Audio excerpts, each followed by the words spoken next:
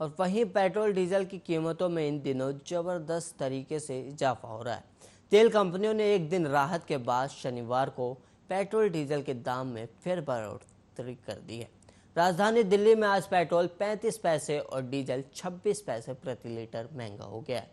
इसी के साथ दिल्ली में अब पेट्रोल 100.91 रुपये और डीजल 89.88 रुपये प्रति लीटर पर बिक रहा है। एक दिन पहले शुक्रवार को तेल के दाम में कोई बदलाव नहीं किया गया था। 1 मई को 90.40 रुपये प्रति लीटर की कीमत रेखा से शुरू होकर अब राष्ट्रीय राजधानी में पेट्रोल की कीमत 100 रुपये प्रति लीटर हो गई है, जो पिछले 70 दिनों में 10.51 रुपये प्रति लीटर है। इस तरह राजधानी में डीजल की कीमत भी पिछले 2 महीनों में 9.15 रुपये प्रति लीटर की वृद्धि देखी गई है।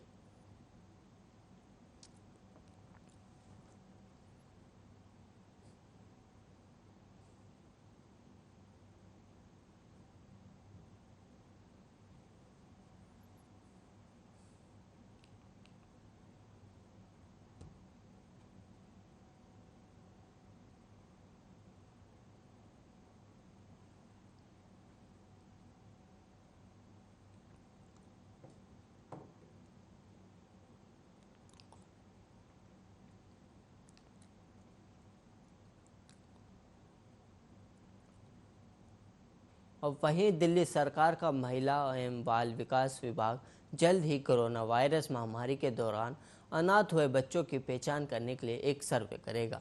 विभाग के अधिकारियों ने इस बारे में जानकारी दी। विभाग के अनुसार इस सर्वे के लिए 20 अधिकारी नियुक्त किए गए हैं, जो शहर में अलग अलग बाल देखभाल गृह संस्थानों और जिलों के ऑफिसों में सर्वे करेंगे। अधिकारियों को जिला कल्याण समितियों और जिला बाल संरक्षण इकाइयों की मदद से 20 जुलाई तक सर्वे करने के निर्देश दिए गए हैं। दिल्ली के बाल अधिकार संरक्षण आयोग के एक सर्वे के अनुसार पिछले साल मार्च में महामारी शुरू होने के बाद से शहर में 2000 से अधिक बच्चों ने कोरोना वायरस के कारण अपने माता पिता में से किसी एक या दोनों को खो दिया है, जबकि उनमें से 67 ने अपने माता और पिता दोनों को ही खो दिया है। सर्वे रिपोर्ट में कहा गया कि इस संक्रमण की वजह से 651 बच्चों ने अपनी मां को खो दिया, जबकि 1311 बच्चों ने अपने पिता को खो दिया।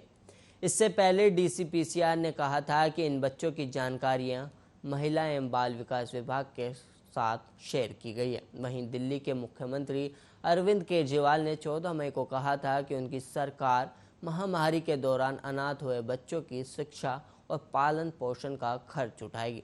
आपको बता दें कि प्रधानमंत्री मोदी ने पिछले महीने ऐसे बच्चों के लिए कई कल्याणकारी उपायों की घोषणा भी की थी, जिसमें ऐसे बच्चों के लिए मुफ्त शिक्षा का प्रावधान शामिल था।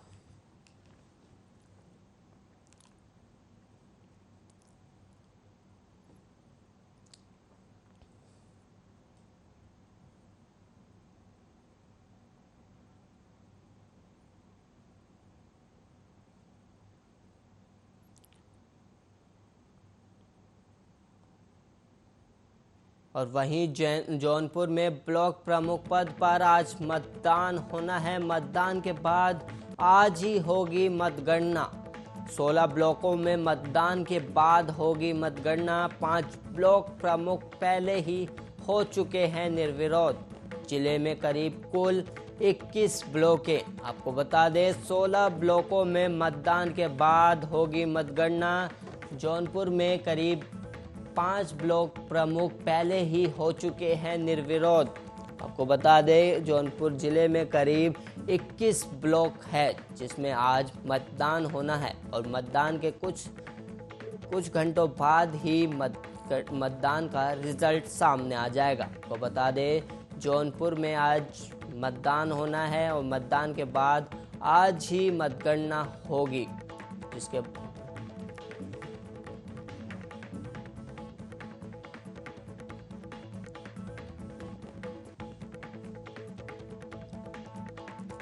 5 ब्लॉक प्रमुख पहले ही हो चुके हैं निर्विरोध।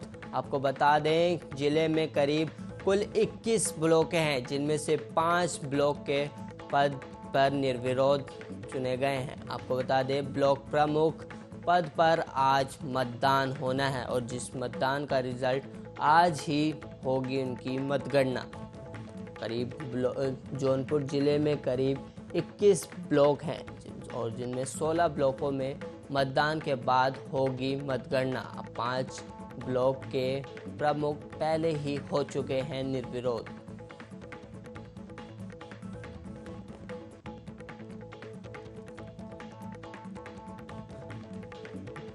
अब वहीं केंद्रीय गृह मंत्री अमित शाह आज अपने गृह राज्य गुजरात के 3 दिवसीय दौरे पर जाएंगे।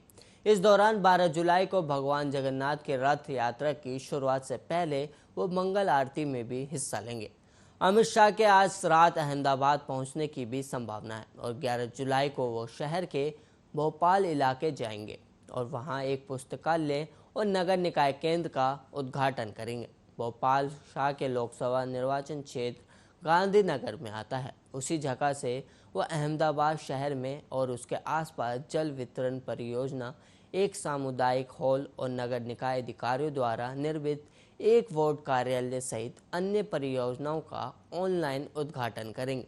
शाह के निकटवर्ती सानंद जाने की भी संभावना है। ये स्थान भी उनके निर्वाचन क्षेत्र में आता है। ये वह सानंद एपीएमसी, आंगनवाड़ी, सड़कों और स्मार्ट कक्षाओं जैसी विभिन्न विकास परियोजनाओं की शुरुआत करेंगे या उनकी आधारशिला रखेंगे। गृह मंत्री 12 जुलाई को अहमदाबाद के भगवान जगन्नाथ मंदिर में वार्षिक रथ यात्रा भी शुरू करने से पहले मंगल आरती में हिस्सा लेंगे।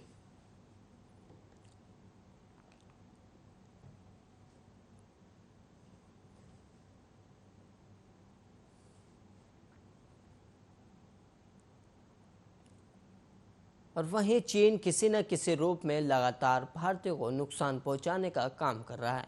इस कड़ी में सबसे ज़्यादा सक्रिय है चीन। ठग जो चीन में रहते हुए भी भारत के लोगों को चूना लगा रहे हैं। दिल्ली पुलिस के साउथ ईस्ट जिला पुलिस ने एक ऐसे ही गैंग का पर्दाफाश किया है जो भारतीय लोगों को शराब और मसालों में निवेश करने के नाम पर ठगने का काम कर रहा था। रकम चीनी ऐप के जरिए इन्वेस्ट करवाई जाती थी जो फिर वापस नहीं मिल पाती।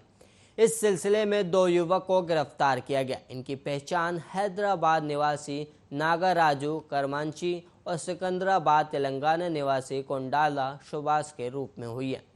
गिरफ्तार आरोपियों ने खुलासा किया कि ये चीन में बैठे लोगों के लिए काम कर रहे थे। दोनों आरोपी चीन नागरिकों के लिए एक नई कंपनी रजिस्टर करवाते जिसमें भारतीय नागरिकों को डायरेक्ट नियुक्ति करते, फिर कंपनी के नाम पर ही भारतीय बैंकों में खाते उपलब्ध करवाते थे। इन बैंक अकाउंट को चीन से ही ऑनलाइन ऑपरेट किया जाता था। दिल्ली पुलिस का दावा है कि यह गैंग 45 दिनों के भीतर करोड़ों रुपए की रकम क्रिप्टो करेंसी और हवाला के जरिए चीन पहुंचा चुका है।